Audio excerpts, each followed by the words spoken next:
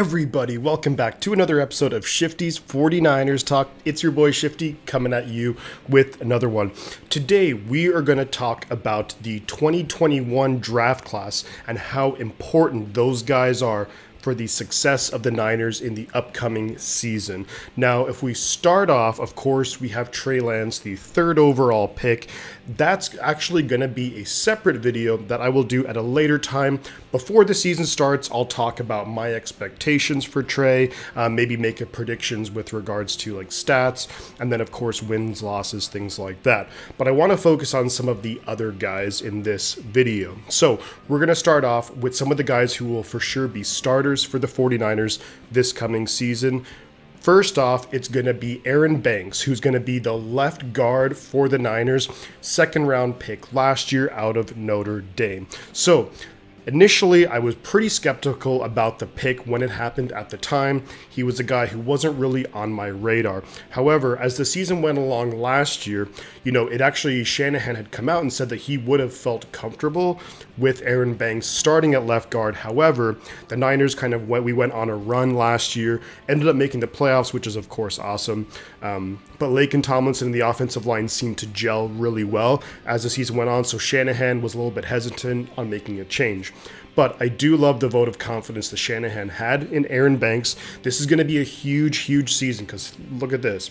He's going to have a great Hall of Fame player beside him in Trent Williams, of course, to help him out. But our center position is now very much in flux. Jake Brendel's probably going to be the starter. Maybe they bring in some other options or guys compete in training camp. But Aaron Banks is going to have to be pretty solid, at least from day one. I do have confidence, though, in that he will play pretty well, simply because we have to remember, Laken Tomlinson just got a big contract from the Jets. But when we traded for him, Laken Tomlinson was seen as a first-round bust. I think in that aspect, we're fairly good at identifying players who play well in our scheme, especially on the offensive line. So I do think Aaron Banks will be able to come in, contribute. He's looking like he's in much better shape this offseason compared to last offseason. He'll need to be, very athletic, very mobile in order to succeed in this offense. And I think he's on the right track. So I think that's going to be a really positive move. Plus, we get a lot younger and cheaper at that position. Next up, in terms of probably importance, we're going to have Elijah Mitchell. So Elijah Mitchell was a 6th-round pick in 2021. Now, when I think about Mitchell, I think he had a fantastic rookie year, essentially immediately burst onto the scene in that Week 1 game at Detroit. He had that long touchdown run. I do think he's going to continue to play very, very well. However, I'm going to temper expectations a little bit, and here's the reason why. Not really anything to do with him necessarily, but I think Shanahan's going to want to distribute the ball a little bit more in the backfield. Now, to me, I expect Mitchell on average to get about maybe 15 or so touches a game, maybe like 13 runs, 2 catches, something like that. Of course, there will be games where we're going to play the hot hand, where we're going to maybe have him run 20 plus times. But then I think there's also going to be some games where maybe the run game just is struggling and he maybe only runs 6-7 times. Of course, I think, the big thing with Mitchell is going to be his health. He missed multiple games. He missed actually a lot of preseason and the offseason last year in his rookie year. He also missed a number of games throughout the season. So I think what Shanahan would like to do is maybe reel back his touches a little bit, get guys like Trey Sermon, TDP, maybe Wilson, Hasty, whoever else is on the roster, maybe get them more touches to really help spell Mitchell to allow him to be available for more games. Speaking of Trey Sermon, he was our 3rd-round pick last year, running back. Overall, you'd have to say it was a very disappointing rookie year for Trey Sermon. I'm really, really hoping that he's going to bounce back. I think he obviously probably hears the whispers, whether it's from Niner fans or from, the media saying that, hey, he hasn't played well. And honestly, they're right. He hasn't played well. But he's just going into his 2nd year, so let's not write him off completely. However, he's going to have some stiff competition. Think about TDP. We just drafted him in the 3rd round, so I think he's coming for some of Trey Sermon's snaps. Also, we still have Jeff Wilson and JaMychal Hasty lingering. So overall, this is a really, really big year for Trey Sermon. The Niners are not afraid to cut guys who are not contributing. We saw it when in the first year that the John Lynch and Shanahan era, when we cut Joe Williams almost immediately because he just wasn't performing. So don't be surprised. I think this is a big offseason for Trey Sermon. Of course, being a Niner fan, I'm rooting for him to succeed.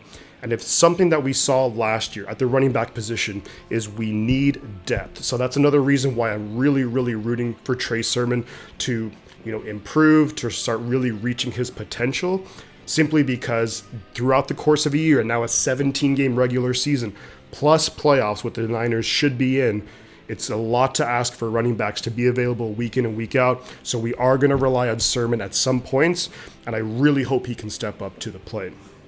Moving on after that, another guy who's going to get a lot of snaps this year is going to be safety Talanoa Hufanga.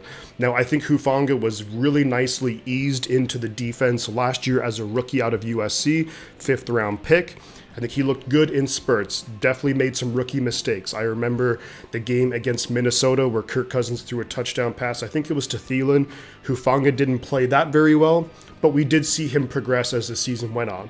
For example, in the playoff game at Green Bay, near the end of the game where Rodgers throws it deep, Hufanga plays it perfectly, almost came up with the interception. So overall, he definitely showed strides. He's also going to be a contributor on special teams, but it really sounds like Hufanga is going to have that starting strong safety position locked up. It's going to be him and Jimmy Ward back there. So that's a lot of responsibility. I think he can step up to the plate. The one thing which you have to be a little bit, concerned about, but something to think about is going to be his athleticism. Now, in terms of speed, because that's a lot of ground to cover back there. And although Jaquiski Tartt was definitely not a playmaker in terms of constantly causing turnovers, things like that, Hufanga has that ability, but Tartt, he had the knowledge of the defense. He knew where he had to be. And that was a big strength with Jaquiski Tartt, who's now in Philadelphia. Good luck to him. But Hufanga is going to need to be at the right place at the right time.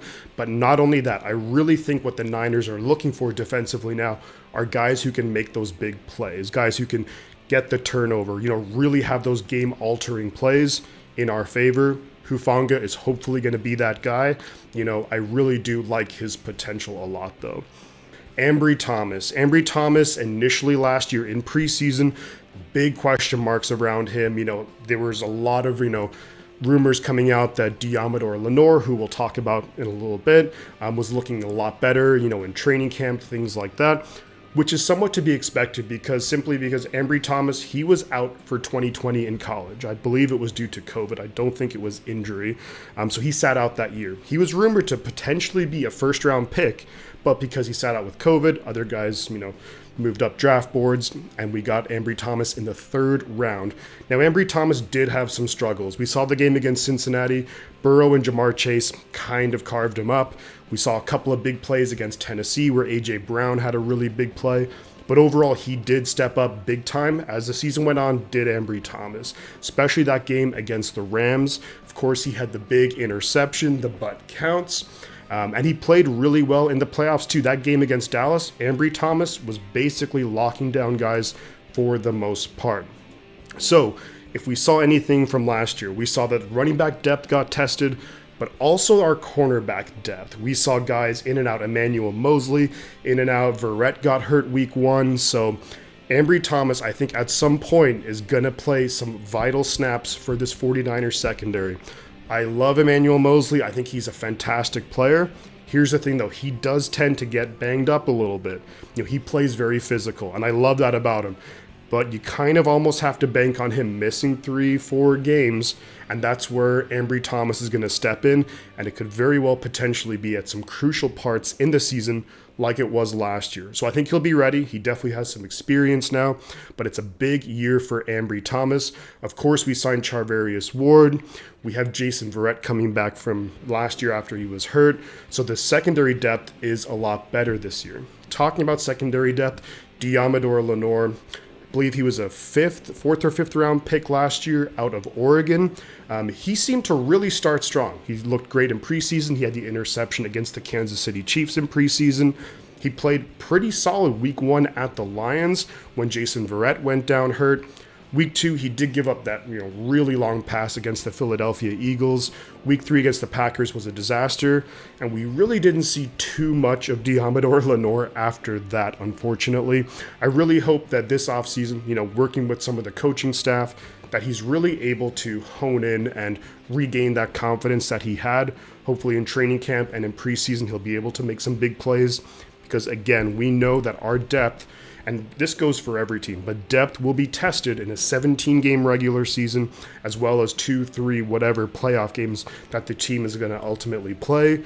20 games in a year, that's a lot. It's a very physical game. This defense calls for defensive backs to be very physical. So Deommodore Lenoir's number could very well be called multiple times, and I really, really hope he steps up to be ready to go. And the last guy that I do want to talk about in this video is going to be our other pick. It's going to be Jaylon Moore. So he actually started out last year doing pretty well, looking like he was going to be able to slot in and be that swing tackle, backed up Trent Williams very nicely. However, when Mike McGlinchey went down hurt, I think it kind of speaks volumes that the team opted to go with veteran Tom Compton over Jaylon Moore. Not only that, week 18 at the Rams, when Trent Williams missed that game, they opted to go with Colton McKivitz as opposed to Jaylon Moore. I thought they were going to go with Jaylon Moore in that game, but they went in another direction with McKivitz, and McKivitz played very well. So I guess, good decision there by Shanahan. Overall, though, Jaylon Moore, I think, this is a big year for him to stay on the 53-man roster. I think he ultimately will stay on the roster, but there's definitely some battles that are going to happen right there, considering we drafted Spencer Burford, out of UTSA. We signed Donovan West as an undrafted free agent, Jason Poe. We have Justin School coming back, Colton McKivitz. So there's a lot of guys here, and Mike McGlinchey coming back from injury. Still have Trent Williams. So competition's going to be very, very stiff this year at the offensive line. And here's the thing. We saw it last year.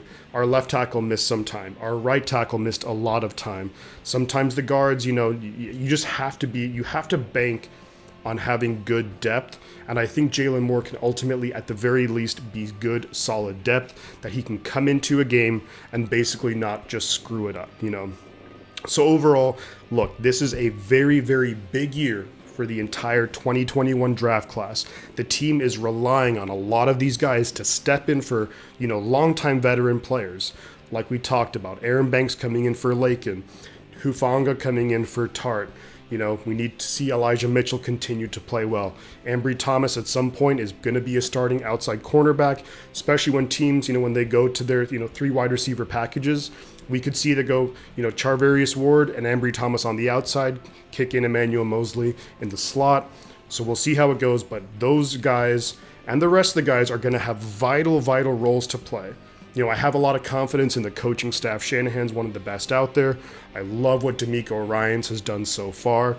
So I have a lot of confidence that these guys will succeed, but they really just have to step up to the plate. If we want to get to the Super Bowl, we need these guys to contribute, to play well, and to be ready to go when their number is called.